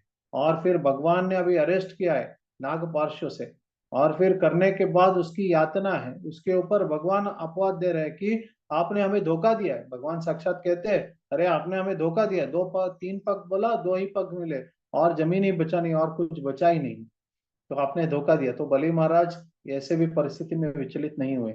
कष्ट आने पर हम क्या करते हैं, कुछ दक्षिणा देना चाहते हैं, 50 रुपए देना चाहते हैं, जल्दी से जेब से 500 रुपए निकल जाता है, तो कितने विचलित होते हैं, अरे भगवान को देने के लिए मेरे पास इतने पैसे होंगे कि नहीं, ये डर हो जाता है। परंतु बलि महाराज को ऐसा नहीं, इतना साम्राज्य खोने के बाद, इतना सब कुछ खोने के बाद भी अभी नहीं, भगवान मेरा शरीर है ना, क्यों आप चिंता कर रहे हैं, मेरे शरीर को आप ले लीजिए, शरीर के ऊपर आप अपना पैर रखिए। यह बलि महाराज का आत्मनिवेदन है, यह उनका समर्पण है। इस समर्पण से साक्षात ब्रह्मा जी आके पूछने लगे, क्या भगवान, आप तो कहते हैं कि नमे भक्त्या प्रणश्यति, और ये भक्त इतना मुश्किल में है, तो इनके लिए आप कुछ कीजिए। तो भगवान कहते हैं, जो मेरा आश्रय देते हैं उनको किसी भी चीज की कोई कमी नहीं होती। मैं अभी उनको सुतल देश का राज्य बनाता हूँ। सुतल जो लोक है, उस लोक का राजा बलि महाराज है, और वहां का द्वारपालक साक्षात वामन देव है। हर क्षण उनको उनका संग दे रहे हैं। और जब ये मनवंतर नाश होके सावर्णी मनु आएंगे, उस समय वह खुद भगवान ही अपने सुदर्शन से स्वर्ग लोक को रिक्त कर देंगे, और फिर उसको बलि महाराज को दे देंगे। अगले मनवंतर में इंद्र जो है बलि महाराज ही बनेंगे। तो इस प्रकार से उन्होंने अपने भक्त की रक्षा की। तो भगवान के समर्पण करने से कोई भी हानि नहीं होती, कुछ भी क्षति नहीं होती, बल्कि लाभ ही लाभ होता है। इसलिए हमें भगवान का समर्पण करना चाहिए। यह बलि महाराज की लीला से हम समझ पाएंगे। फिर यह एक उदाहरण हुआ कि ब्राह्मण का आदर किया और परिणाम ये हुआ। परंतु एक और उदाहरण है जहां पे ब्राह्मण का अनादर हुआ है, वह परशुराम की लीला में आता है।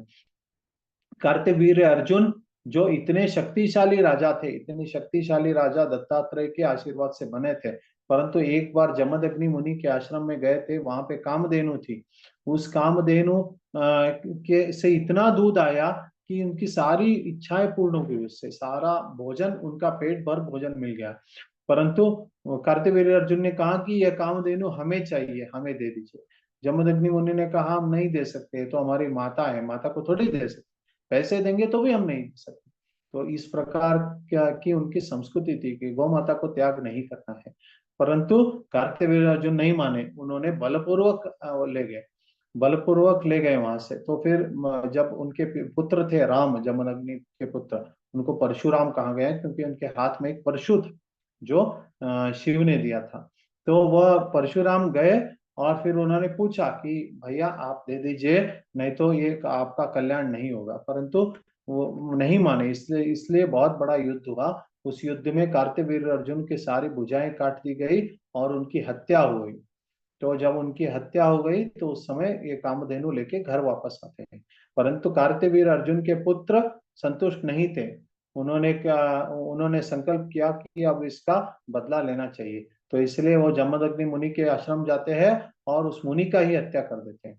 कार्तवीर अर्जुन ने केवल ब्राह्मण को दुखी किया था, यहाँ पे उनके पुत्रों ने ब्रह्म हत्या किया, तो ये बहुत बड़ा पाप है। तो उस बड़े पाप जब परशुराम को पता चला तो 17 बार सारे क्षत्रिय कुल का नाश किए, सब क्षत्रियों को देश से 21 बार भगाए, 21 बार सब क्षत्रियों को देश से भगा दिए, कुछों को हत्या की, कुछों को भगाया। क्षत्रिय इतने डरने लगे, ब्राह्मणों से क्षत्रिय डरने लगे भाई। सैकड़ों सालों तक क्षत्रियों के मन में भय था कहीं परशुराम ना आ जाए। फिर जब भगवान रामचंद्र आते हैं तब उनको परशुराम का दमन करते हैं, तब क्षत्रियों का इनसे भय निकल जाता है। नहीं तो तब तक कितने सैकड़ों सालों तक परशुराम से डरते रहते थे सारे क्षत्रिय। तो इतना बड़ा अद्भुत परिवर्तन परशुराम ने किया था। तो आज भी परशुराम 7 चिरंजीवियों में से एक है। आज भी उनकी पूजा होती है। कहा गया है कि वो कहीं जीवित है। उडुपी के पास एक गुफा है, उस गुफा में परशुराम ध्यान करे, ऐसे भी कहा गया है। तो इस प्रकार से अद्भुत लीलाओं का प्रदर्शन भगवान परशुराम ने किया था। हरे कृष्ण। ಏನಾದರೂ ಪ್ರಶ್ನೆಗಳಿದ್ರೆ ಕೇಳಬಹುದು। ಹರೇ ಕೃಷ್ಣ ಪ್ರಭುಜಿ. ಹಾ ಹೇಳಿ. ಈ ಬಲಿ ಮಹಾರಾಜರು ಇಂದ್ರದೇವರದ ಸ್ಥಾನವನ್ನು ಆಕ್ರಮಣ ಮಾಡಿದ್ರು ಅಂತ ಹೇಳಿದ್ರಲ್ಲ, being A devotee of the lord, ಅವರು ಸಂತೃಪ್ತಿ ಇರೋದ್ರಲ್ಲಿ ಸಂತೃಪ್ತಿ ಹೊಂದುವಂತ ಗುಣ ಅವರಲ್ಲಿ ಇರುತ್ತಲ್ವಾ? ಅವ್ರು ಯಾಕೆ ಮೇಲನ್ನ ಲೋಕಗಳಿಗೆ ಯಾಕೆ ಹೋಗಿ ಆಕ್ರಮಣ ಮಾಡ್ಕೊಂಡು ಉತ್ತರ ಪಡ್ಕೊಂಡ್ ಹೋಗಿದ್ರು? ನೋಡಿ ಏನಾಗುತ್ತೆ, ಭಕ್ತರಾಗ್ಲಿ ಎಲ್ಲರೂ ಆಗ್ಲಿ ಒಂದೊಂದ್ಸರ್ತಿ ಎಲ್ಲಾರ ಕಡೆಯಿಂದ ಒಂದ್ ಸಣ್ಣ ಸಣ್ಣ ತಪ್ಪಾಗುತ್ತೆ, ಗೊತ್ತಾಯ್ತಲ್ಲ. ಆ ತಪ್ಪನ್ನ ಸರಿ ಮಾಡಿಸ್ಲಿಕ್ಕೆ ಭಗವಂತ ಏನೇನೋ ಲೀಲೆಯನ್ನ ಮಾಡ್ತಾರೆ. ಭಕ್ತರಿಗೆ ತುಂಬಾ ನರಕದಂತ ದಂಡ ಕೊಡಲ್ಲ, ಆದ್ರೆ ಒಂದೊಂದ್ ಸಣ್ಣ ಪೆಟ್ಟು ಕೊಡ್ತಾರೆ ಒಂದೊಂದ್ಸರಿ. ಇಂದ್ರನ ಕಡೆಯಿಂದ ಒಂದ್ ಸಣ್ಣ ತಪ್ಪಾಗಿತ್ತು. ಅವ್ರ ವಿರೋಚನ ತುಂಬಾ ಶಕ್ತಿಶಾಲಿ ಆಗ್ತಾ ಇದಾರೆ, ಆ ವಿರೋಚನ ನನಗೆ ತೊಂದರೆ ಕೊಡ್ತಾರ ಅಂತ ಹೇಳಿ ಅವ್ರ ಏನ್ ಮಾಡಿದ್ರು, ಅವ್ರ ಹತ್ರ ಹೋಗಿ ನಿಮ್ಮ ಶರೀರವನ್ನು ಭಿಕ್ಷೆ ಕೊಡಿ ಅಂತ. ಆ ಸಣ್ಣ ತಪ್ಪು ಇಂದ್ರು ಕೂಡ ಮಾಡಿದ್ರು, ಯಾಕಂದ್ರೆ ಅವ್ರಿಗೂ ತಮ್ಮ ರಾಜ್ಯ ಕಳ್ಕೊಳ್ತೀನಿ ಅನ್ನೋ ಭಯ ಇತ್ತು. ಆ ಭಯದಿಂದ ಅವ್ರಿಗೆ ಪೆಟ್ಟು ಕೊಡ್ಲಿಕ್ಕಂತ ಈ ತರ ಬಲಿ ಮಹಾರಾಜರು ಬಂದ್ರು. ಇಂದ್ರನಿಗೆ ಹೊರಗಡೆ ಪಲಾಯನ ಮಾಡಿಸ್ಲಿಕ್ಕೆ ಹಚ್ಚಿದ್ರು. ಬಲಿ ಮಹಾರಾಜರು ಕಡೆಯಿಂದ ತಂದೆಗೆ ಕೊಟ್ಟಿರುವಂತ ತೊಂದರೆಗೆ ಸೇಡ್ ತೀರ್ಸ್ಲಿಕ್ಕೆ ಬಂದ್ರು. ಆದ್ರೆ ಭಗವಂತನ ಯೋಜನೆ ಈ ತರ ಇತ್ತು, ಇಂದ್ರನಿಗೆ ಒಂದ್ ಪೆಟ್ಟು ಬೀಳ್ಲಿ ಅಂತ. ಅದಕ್ಕೆ ಬಲಿ ಮಹಾರಾಜರನ್ನ ಮಾಧ್ಯಮ ಅಂತ ಮಾಡ್ಕೊಂಡ್ರು. ಇನ್ನು ಬಲಿ ಮಹಾರಾಜರು ಕೂಡ ಒಂದು ಸಣ್ಣ ತಪ್ಪು ಮಾಡಿದ್ದಾರೆ. ಅವರು ಕೋಪದಿಂದ ಇಂದ್ರನ ರಾಜ್ಯ ಸ್ಥಾನವನ್ನು ಮಾಡಿದ್ದಾರೆ. ಅದಕ್ಕೆ ಬಲಿ ಮಹಾರಾಜರಿಗೂ ಒಂದು ದಂಡ ಬೀಳ್ಬೇಕು. ಅದಕ್ಕೆ ಭಗವಂತ ಯಾವಾಗ ಭಕ್ತರಿಗೆ ದಂಡ ಕೊಡ್ತಾರೆ, ಅದರಿಂದ ಅವ್ರ ಭಕ್ತಿ ವರ್ಧನೆ ಆಗುತ್ತೆ. ಆ ತರ ಯೋಜನೆ ಮಾಡಿ ದಂಡ ಕೊಡ್ತಾರೆ. ಯಾಕಂದ್ರೆ ಸ್ವಲ್ಪ ಅನರ್ಥಗಳು ಭಕ್ತರಲ್ಲಿ ಉಳಿದಿರುತ್ತೆ, ಆದ್ರೆ ಭಕ್ತಿ ವರ್ಧನೆ ಆಗುವಂತ ದಂಡವನ್ನು ಪೆಟ್ಟನ್ನು ಕೊಡ್ತಾರೆ ಭಗವಂತ. ಇದನ್ನ ಈ ಲೀಲೆಯಿಂದ ನಾವು ಅರ್ಥ ಮಾಡ್ತೀವಿ. ಧನ್ಯವಾದ ಪ್ರಭುಜಿ. ಒಂದು ಜನರಿಕ್ ಕ್ವಶನ್ ಎಲ್ಲಾರ ಮನಸ್ಸಲ್ಲಿ ಯೂಶುವಲಿ ಇರುತ್ತೆ, ಕೇಳಿದೀನಿ ನಾನು ಬಹಳ. ಯಾಕೆ ಈ ದೇವ್ರು ನಮ್ಮ ಜೀವನ ಜೊತೆ ಆಟ ಆಡ್ತಾರೆ? ಯಾಕೆ ಏನಪ್ಪ ಇವ್ರಿಗೊಂದು ಆಟ, ನಮಗೆ ಒಂದು ದೊಡ್ಡ ಶಿಕ್ಷೆ. ಏನೋ ಒಂದು ಪ್ರಾಬ್ಲಮ್ ಆಯ್ತು, ಹಾಸ್ಪಿಟಲ್ ಹೋದ್ರಿ, ಅಲ್ಲಿ ಒದ್ದಾಟ, ಅದು ಕರ್ಮ ಅಂತಾರೆ. ಅದಾದ್ಮೇಲೆ ದೇವ್ರು ಯಾಕೆ ಹಿಂಗ್ ಮಾಡಿಸ್ತಾನೆ? ಎಲ್ಲರೂ ಅಂತಾರೆ, ಒಂದೇ ಅಲ್ಲ ಎಷ್ಟೊಂದು ಹೋಗ್ತಾ ಬರ್ತಾರೆ. ಇವ್ರಿಗೆ ಒಂಥರ ಆಟ ಆಗತ್ತೆ. ನಾರ್ಮಲ್ ಪಬ್ಲಿಕ್ ಎಲ್ಲ ಒಂಥರ ಜನರಿಗೆ ಇವರು ಇದು ಶಿಕ್ಷೆ ಹೆಸರಲ್ಲಿ ಅಥವಾ ಯಾವುದೇ ಹೆಸರಲ್ಲಿ ಅನುಭವಿಸ್ಬೇಕಾಗತ್ತೆ. ಇದ್ರ ಬಗ್ಗೆ ಸ್ವಲ್ಪ ತಿಳಿಸ್ತಾರ? ಅಂದ್ರೆ ಇದರಲ್ಲಿ ವಾಸ್ತವವಾಗಿ ಏನಂತೆ, ಭಗವಂತನ ಆಸೆ ಏನಿರುತ್ತೆ, ಭಗವಂತನ ಸಂಘದಲ್ಲಿ ಎಲ್ಲರೂ ಇರ್ಬೇಕು, ಅವ್ರ ಜೊತೆಗೆ ಇದು ಸೇವೆ ಮಾಡ್ತಾ ಇರ್ಬೇಕು ಅಂತ. ಆದ್ರೆ ಜೀವ ಸ್ವಾತಂತ್ರ್ಯವನ್ನು ಬಯಸುತ್ತೆ. ಭಗವಂತ ಎಷ್ಟು ಭೋಗ ಮಾಡ್ತಾ ಇದ್ದೇನೆ, ನಾನ್ ಯಾಕೆ ಭೋಗ ಮಾಡ್ಬಾರ್ದು ಸ್ವತಂತ್ರವಾಗಿ ಅಂತ ಜೀವ ಸ್ವಾತಂತ್ರ್ಯ ಬಯಸ್ತಾ ಇದೆ. ಜೀವ ಸ್ವಾತಂತ್ರ್ಯ ಬಯಸಿದಾಗ ಏನಾಗುತ್ತೆ, ಭಗವಂತ ಒಂದು ಕಾರಾಗೃಹವನ್ನು ನಿರ್ಮಾಣ ಮಾಡಿದ್ದಾನೆ, ಭೌತಿಕ ಜಗತ್ತು ಅನ್ನುವಂತ ಕಾರಾಗೃಹವನ್ನು. ಅಲ್ಲೂ ಕೂಡ ಭಗವಂತ ಏನ್ ಮಾಡ್ತಾ ಇದ್ದೇನೆ, ಆತ್ಮಕ್ಕೆ ನೋವು ಕೊಡ್ತಾ ಇಲ್ಲ. ಆತ್ಮದ ಮುಂದೆ ಒಂದು ಶರೀರವನ್ನು ಕೊಟ್ಟಿದ್ದಾನೆ. ಆತ್ಮಕ್ಕೆ ಆವರಣವಾಗಿರುವಂತ ಶರೀರ. ನಮ್ಮ ಹುಚ್ಚತನ ಏನಂದ್ರೆ, ನಾವು ಈ ಶರೀರ ನಾನು ಅಂತ ಅನ್ಕೊಳ್ತಾ ಇದ್ದೀವಿ. ಈಗ ತುಂಬಾ ಒಳ್ಳೆ ಒಂದು ಕಾರ್ ತಗೊಳ್ತೀವಿ, 15 ಲಕ್ಷ 20 ಲಕ್ಷದ ಒಂದು ಕಾರ್ ತಗೊಳ್ತೇವೆ, ರೋಡಲ್ಲಿ ಹೋಗ್ತಾ ಇರ್ತೀವಿ. ಎಲ್ಲ ಒಂದ್ ಸ್ವಲ್ಪ ಟಚ್ ಆದ್ರೆ ನಾವೇನ್ ಅನ್ಕೊಳ್ತೀವಿ, ಓ ಕಾರ್ ಎಷ್ಟು ದೊಡ್ಡ ಲಾಸ್ ಆಯ್ತು ಅಂತ ತುಂಬಾ ನೋವಾಗುತ್ತೆ. ವಾಸ್ತವವಾಗಿ ನಮ್ಮ ಶರೀರಕ್ಕೆ ಏನ್ ನೋವಾಗಿರಲ್ಲ, ನಮ್ಗೆ ಯಾವುದೇ ತರದ್ ನೋವಾಗಿರಲ್ಲ. ಆದ್ರೆ ಆ ನನ್ನ ಕಾರು ಅನ್ನೋ ಆಸಕ್ತಿ ಏನಿದೆಯಲ್ಲ, ಆ ಆಸಕ್ತಿ ತುಂಬಾ ನೋವು ಕೊಡ್ತಾ ಇದೆ. ನನ್ನ ಪರಿವಾರ ಜನರು ಅನ್ನೋ ಆಸಕ್ತಿ ಏನಿದೆ ಅದು ತುಂಬಾ ನೋವು ಕೊಡ್ತಾ ಇದೆ. ಅದೇ ತರ ನನ್ನ ಶರೀರ ಅನ್ನೋ ಆಸಕ್ತಿ ಇವತ್ತು ನೋವು ಕೊಡ್ತಾ ಇದೆ, ವಿನಃ ಅದು ಭಗವಂತ ಕೊಟ್ಟಿರೋ ನೋವು ಅಲ್ಲ. ಈ ನನ್ನ ಶರೀರ ಅಲ್ಲ ಅನ್ನುವಂತಾಗಿ ಯಾವ ಸ್ತರದಲ್ಲಿ ಬರ್ತೀವಿ, ಆವಾಗ ಈ ನೋವು ಅನುಭವ ಆಗಲ್ಲ ನನಗೆ. ಅದಕ್ಕೆ ಭಗವಂತ ಇದು ಏನ್ ನಮ್ ಜೀವನದಲ್ಲಿ ಪರೀಕ್ಷೆಗಳು ಬರ್ತಾ ಇದಾವೆ, ಇದು ನಮ್ಮ ಅಜ್ಞಾನದಿಂದ ಬರ್ತಾ ಇದೆ ಹೊರತು ಭಗವಂತನಿಗೆ ನಾವು ಆಕ್ಷೇಪ ಹಾಕ್ಲಿಕ್ಕೆ ಆಗಲ್ಲ. ಒಬ್ಬ ಹೈಕೋರ್ಟ್ ಜಡ್ಜ್ ಮಾಡಿ ಒಬ್ಬ ಹೈಕೋರ್ಟ್ ಜಡ್ಜು ಒಬ್ಬರಿಗೆ ದಂಡ ವಿಧಿ ಮಾಡ್ತಾನೆ, ಇನ್ನೊಬ್ಬರಿಗೆ ದುಡ್ಡು ಕೊಡ್ತಾನೆ. ಅವನು ಪಕ್ಷಪಾತ ಮಾಡ್ತಾ ಇಲ್ಲ. ಇವರು ಕರ್ಮಾನುಸಾರವಾಗಿ ಇವ್ರಿಗೆ ಆತರ ಬರ್ಬೇಕಂತಿದೆ, ಅದಕ್ಕೆ ಬರೆಸ್ತಾ ಇದ್ದಾನೆ. ಅದಕ್ಕೆ ಭಗವಂತ ಎಲ್ಲರಿಗೂ ಸಮಾನವಾಗಿದ್ದಾನೆ. ಅವನು ಭಗವಂತನ ಆಸೆ ಒಂದೇ, ಎಲ್ಲಾರು ಬಂದು ತನ್ನ ಸೇವೆಯಲ್ಲಿ ಬರ್ಬೇಕು, ಅವನ ಸಂಘದಲ್ಲಿ ಸಂತುಷ್ಟವಾಗಿರ್ಬೇಕು ಅಂತ ಆಸೆ ಇರುತ್ತೆ. ಆದರೆ ಈ ಜೀವಾತ್ಮಗಳು ಆತರ ಅಪೇಕ್ಷೆ ಮಾಡ್ತವೆ, ಏನಂತೆ ನಾವು ಭಗವಂತನಿಂದ ಸ್ವತಂತ್ರವಾಗಿರ್ಬೇಕು ಅಂತ.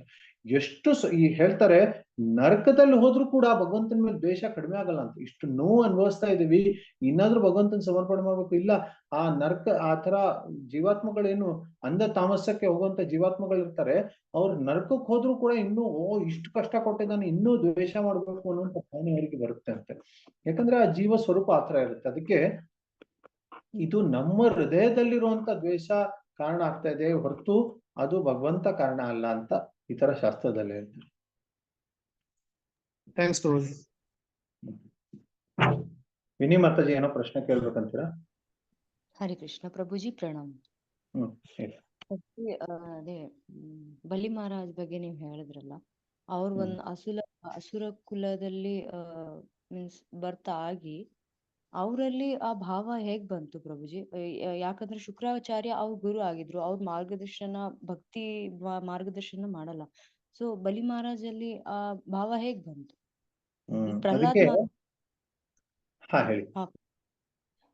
ಪ್ರಹ್ಲಾದ್ ಮಹಾರಾಜಿ ಅವರನ್ನ ಅಂದ್ರೆ ಅವ್ರ ತಾತ ಇದ್ರಲ್ಲ, ಅವರಿಂದ ಪ್ರೇರಿತ ಆಗಿ ಅವ್ರ ಭಕ್ತಿಯನ್ನ ಮಾಡಿದ್ರ ಅಥವಾ ಅದಾಗದೆ ಅವರಲ್ಲಿ ಬಂದು ಆತ್ಮಸಮರ್ಪಣೆ?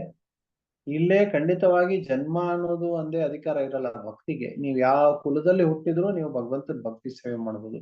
ನೀವು ಬ್ರಾಹ್ಮಣ ಆಗ್ಲಿ, ಶೂದ್ರ ಆಗ್ಲಿ, ಅಸುರ ಆಗ್ಲಿ, ಯಾವ ಕುಲದಲ್ಲಿ ಹುಟ್ಟಿದ್ರು ಭಗವಂತನ ನೈಕಟ್ಟೆ ಬರ್ಬೋದು ನಿಮ್ಗೆ ಖಂಡಿತವಾಗಿ. ಅದಕ್ಕೆ ಯಾವುದೇ ತರದ್ದು ಇದಿಲ್ಲ. ಏನಂತೆ ನೀವು ಈ ಶ್ರೇಷ್ಠ ಕುಲದಲ್ಲಿ ಹುಟ್ಟಿದ್ರಷ್ಟೇ ಭಗವಂತನ ಭಕ್ತಿ ಮಾಡ್ಬೇಕು ಅಂತೇನಿಲ್ಲ. ಗಜೇಂದ್ರ ಆಗಿದ್ರು ಮಾಡಿದ್ರು. ಬಲಿ ಮಹಾರಾಜ್ ಹಸುರು ಕುಲದಲ್ಲಿ ಇದ್ರು, ಖಂಡಿತವಾಗಿ ಅವ್ರ ತಾತ ಪ್ರಹ್ಲಾದ್ ಮಹಾರಾಜರ ಸಂಘದಿಂದ ಅವರಿಗೆ ಆ ತರದ ಸಂಸ್ಕಾರಗಳು ಬಂದಿದೆ, ಮನೆಯಲ್ಲಿ ಆ ಸಂಸ್ಕಾರ ಬಂದಿದೆ. ಅದಕ್ಕೆ ಒಬ್ರು ಭಕ್ತರಾದ್ರೆ ಮನೆಯಲ್ಲಿ ಅದಾಗಿ ಸಂಸ್ಕಾರ ಬಂದು ಮುಂದೆ ಎಲ್ಲರೂ ಪಾಲನೆ ಮಾಡ್ತಾರೆ. ಇದು ಸ್ಪಷ್ಟವಾಗಿ ಈ ಲೀಲೆಯಿಂದ ನೋಡ್ಬೋದು ನಾವು. ಪ್ರಹ್ಲಾದ್ ಮಹಾರಾಜರ ಸಂಸ್ಕಾರದಿಂದ ವಿರೋಚನ ಮಾಡ್ತಾ ಇದ್ರು, ವಿರೋಚನದಿಂದ ಬಲಿ ಮಹಾರಾಜರಿಗೂ ಕೂಡ ಬಂತು. ಖಂಡಿತವಾಗಿ ಆ ಮನೆ ಸಂಸ್ಕಾರ ತುಂಬಾ ಲಾಭದಾಯಕ ಇತ್ತು. ಮೀನ್ಸ್ ಅವ್ರ ಫ್ಯಾಮಿಲಿಯಲ್ಲಿ ಸಂಸ್ಕಾರ ಇತ್ತು, ಆ ಸಂಸ್ಕಾರ ಬಲಿ ಮಹಾರಾಜಲ್ಲಿ ಬಂತು ಅಂತ? ಹೌದು, ಆದ್ರೆ ಆ ಫ್ಯಾಮಿಲಿಯಲ್ಲಿ ಅವ್ರು ಯಾಕೆ ಹುಟ್ಟಿದ್ರು, ಅವ್ರದ್ದು ಪೂರ್ವ ಜನ್ಮದ ಏನಾದ್ರು ಇರುತ್ತೆ. ಅದಕ್ಕೆ ಅವರು ಆ ಫ್ಯಾಮಿಲಿಯಲ್ಲಿ ಹುಟ್ಟಿ ಆ ಸಂಸ್ಕಾರಗಳನ್ನ ತಗೊಳ್ಳಿಕ್ಕೆ ಯೋಗ್ಯರಾದ್ರು. ಇನ್ನು ಒಂದ್ ಪ್ರಶ್ನೆ ಪ್ರಭುಜಿ, ಇದ್ರೊಳಗೆ ರಾಮ ಮುಂದೆ ಬರ್ತಾರಲ್ಲ, ಅವ್ರ ಇಬ್ರು ವಿಷ್ಣು ಅವತಾರನೇ. ಒಬ್ರಿಗೆ ತುಂಬಾ ಶಾಂತ ಸ್ವಭಾವ, ಒಬ್ರಿಗೆ ತುಂಬಾ ಸಿಟ್ಟು ಬರುತ್ತೆ. ಸೊ ಪರಶುರಾಮ ಗೊತ್ತಿರಲ್ವಾ ಅವ್ರು ರಾಮ ಅವತಾರ ವಿಷ್ಣು ಅವತಾರನೇ ಅಂತ, ಆಮೇಲೆ ಅವರು ಸ್ವಯಂ ವಿಷ್ಣು ಅವತಾರ ಅಂತ? ಇದು ಲೀಲೆ ಮಾತಾಜಿ, ಭಗವಂತ ಇದು ಲೀಲೆಯನ್ನು ಮಾಡ್ತಾ ಇದ್ದಾರೆ. ಅದನ್ನ ಆ ಅಧಿಕಾರವನ್ನು ಈಗ ರಾಮಗೆ ಒಪ್ಪಿಸ್ಲಿಕ್ಕೆ. ಇಷ್ಟು ದಿನ ಪರಶುರಾಮ ಅಧಿಕಾರವನ್ನು ಹಿಡ್ಕೊಂಡಿದ್ರು. ಸ್ತ್ರೀಯರ ಕೈಯಲ್ಲಿ ಸ್ವಲ್ಪ ಅಧಿಕಾರ ಇರ್ಬೋದು ದಶರಥ ಮಹಾರಾಜರಂತವ್ರು, ಆದ್ರೆ ವಾಸ್ತವಿಕವಾಗಿ ಎಲ್ಲರೂ ಪರಶುರಾಮನಿಂದ ಭಯವಾಗಿದ್ರು. ಆ ಅಧಿಕಾರವನ್ನು ಪರಶುರಾಮ ಹಿಡ್ಕೊಂಡಿದ್ರು. ಆದ್ರೆ ಪ್ರಕೃತಿ ಸರಳವಾಗಿ ನಡಿಬೇಕಂದ್ರೆ ಜಾಸ್ತಿ ದಿನ ಬ್ರಾಹ್ಮಣರ ಕೈಯಲ್ಲಿ ಅಧಿಕಾರ ಇಟ್ಟು ಸರಿಯಲ್ಲ. ಬ್ರಾಹ್ಮಣ ಬರೀ ಮಾರ್ಗದರ್ಶನ ಕೊಡ್ಬೇಕು ಹೊರತು ಅಧಿಕಾರವನ್ನು ಯಾವ ಕಾರಣಕ್ಕೂ ಸ್ವೀಕಾರ ಮಾಡಬಾರ್ದು. ಇದರಿಂದ ಸೃಷ್ಟಿ ಚೆನ್ನಾಗಿ ನಡೆಯುತ್ತೆ. ಅಧಿಕಾರ ಸ್ವೀಕಾರ ಮಾಡ್ಲಿಕ್ಕೆ ಆ ಈಶ್ವರ ಭಾವ ಇರ್ಬೇಕು. ಅದು ಕ್ಷತ್ರಿಯರಲ್ಲಿ ಇದ್ರೆ ಅದು ಸರಿ ಇರುತ್ತೆ. ಅದಕ್ಕೆ ಆ ಅಧಿಕಾರವನ್ನು ಟ್ರಾನ್ಸ್ಫರ್ ಮಾಡ್ಬೇಕು ಅನ್ನೋ ಕಾರಣಕ್ಕೆ ಈ ಲೀಲೆಯನ್ನು ಮಾಡಿದ್ರು ಅಷ್ಟೇ. ಸರಿ ಪ್ರಭುಜಿ, ಧನ್ಯವಾದ. ಹರಿ ಕೃಷ್ಣ. ಇವತ್ತು ಕೂಡ ಬ್ರಾಹ್ಮಣರೆಲ್ಲರೂ ನಮಗೆ ರಿಸರ್ವೇಶನ್ ಬೇಕು ಇದೆಲ್ಲ ಕೇಳ್ತಾ ಇದ್ದಾರೆ. ಖಂಡಿತವಾಗಿ ಅವ್ರಿಗೆ ಉದ್ಯೋಗದಲ್ಲಿ ಸಮಸ್ಯೆ ಆಗಿರ್ಬೋದು, ದುಡ್ಡಿನ ಸಮಸ್ಯೆ ಆಗಿರ್ಬೋದು, ಶೋಷಣೆ ಆಗಿರ್ಬೋದು.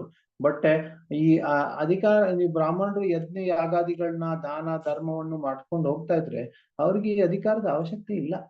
ಯಾಕೆ ಬೇಕು ಈ ಅಧಿಕಾರ?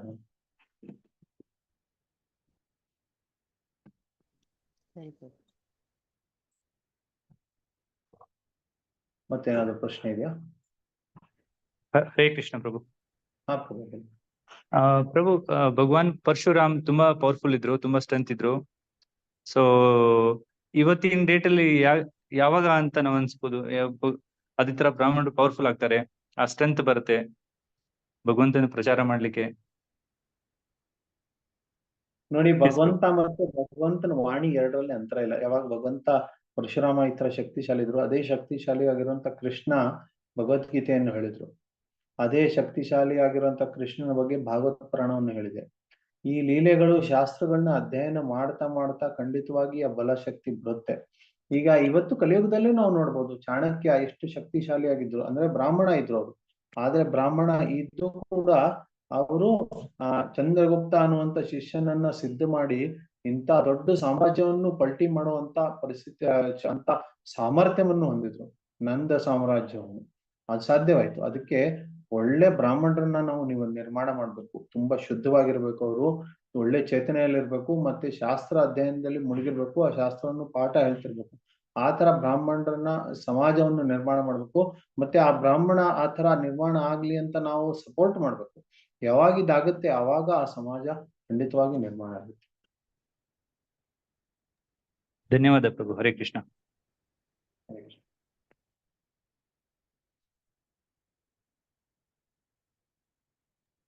ಹರೇ ಕೃಷ್ಣ ಸರಿ, ಇವತ್ತು ಪ್ರಭುಜಿ. ಎಂಡ್ ಮಾಡೋಣ. ಧನ್ಯವಾದ ಪ್ರಭುಜಿ.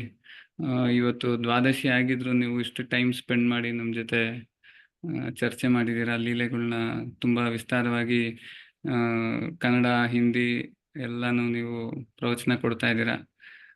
ಎಲ್ಲರಿಗೂ ತುಂಬಾ ಅನುಕೂಲ ಆಗ್ತಾ ಇದೆ ಪ್ರಭುಜಿ. ಹರೇ ಕೃಷ್ಣ. ಧನ್ಯವಾದ ಪ್ರಭುಜಿ.